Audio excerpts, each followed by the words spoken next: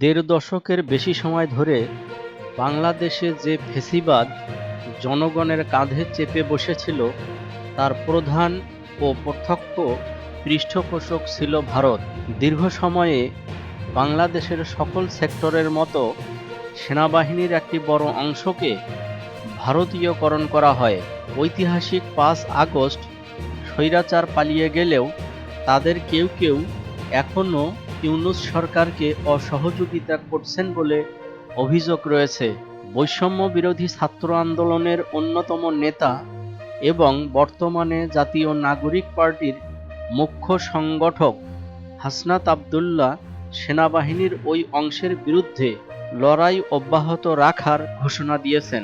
এতে তাকে সমর্থন দিয়েছেন আল জাজিরার অনুসন্ধানী সাংবাদিক জুলকারনাইন সায়ের। এই যখন অবস্থা, তখন বাংলাদেশ সেনাবাহিনীকে নিয়ে ভারত নতুন করে ষড়যন্ত্র শুরু করেছে বলে জানিয়েছেন প্রবাসী সাংবাদিক ডক্টর কনক সরোয়ার। আসসালামু আলাইকুম দর্শক, চ্যানেল ৫৮তে স্বাগতম। চ্যানেলটি সাবস্ক্রাইব করে আমাদের পাশে থাকার অনুরোধ করছি। ইতোমধ্যে যারা সাবস্ক্রাইব করেছেন তাদের অসংখ্য ধন্যবাদ। দর্শক, কনক সরোয়ার এক পোস্টে লিখেছেন, ডক্টর ইউনূস সময় গেলে সাধন হবে না। বাংলাদেশ সশস্ত্র বাহিনীর সদস্যদের পরিবার সহ মাগনা চিকিৎসা করাবে ভারতের সামরিক হাসপাতাল, আর সেই খুশিতে নাম লেখাতে হবে ১০ মের মধ্যে। সম্ভবত পৃথিবীর একমাত্র বাহিনী যারা নিজেদের ইজ্জত নিজেরাই বোঝে না। পলাতক হাসিনার ২০১৫ সালে করা এই দয়ার বন্দোবস্ত এবারও অব্যাহত রেখেছে।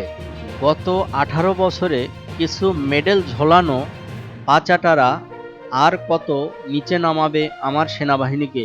অতীত বাদ দিলাম, গত ৮ মাসে ভারত বাংলাদেশের বিপক্ষে যা করেছে তাও ভুলে গেছে এরা।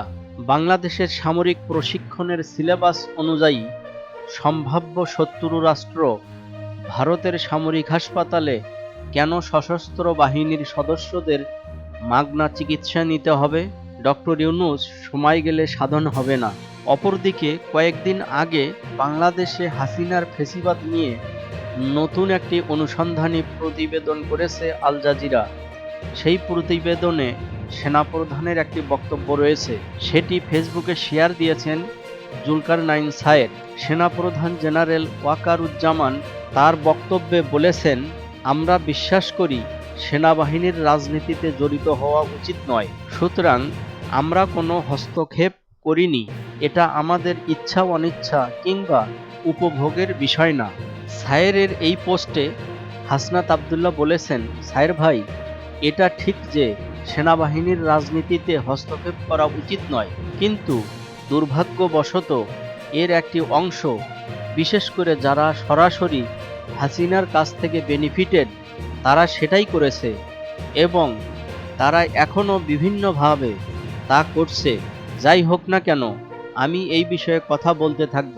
হয়তো তাদের নিজস্ব সরাসরি রাজনৈতিক উচ্চ আকাঙ্ক্ষা নেই, তবে তারা সম্ভাব্য সকল উপায়ে আওয়ামী লীগকে রাজনীতিতে পুনর্বাসিত করার সর্বোচ্চ চেষ্টা করছে।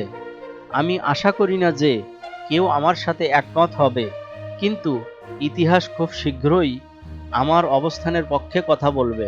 এরপর জুলকারনাইন সায়ের বলেন, হাসনাত আবদুল্লাহ, একজন রাজনীতিবিদ হিসাবে আপনার এই বিষয়ে সচেতনতা বৃদ্ধি করা উচিত। প্লিজ আপনার প্রচেষ্টা অব্যাহত রাখুন। আল্লাহ হাফেজ।